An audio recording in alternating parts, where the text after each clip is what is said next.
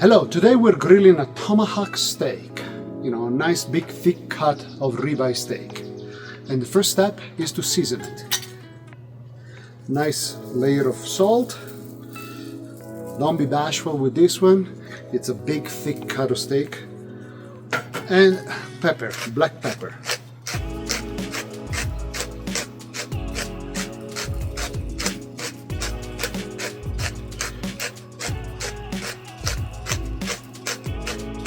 And of course we're seasoning both sides. As you can see, that's a pretty big thick cut of steak.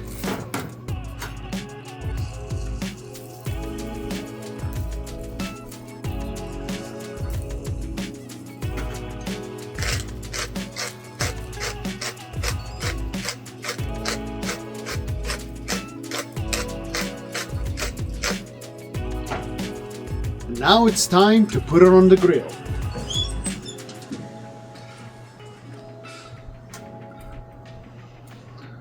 Nice, huh?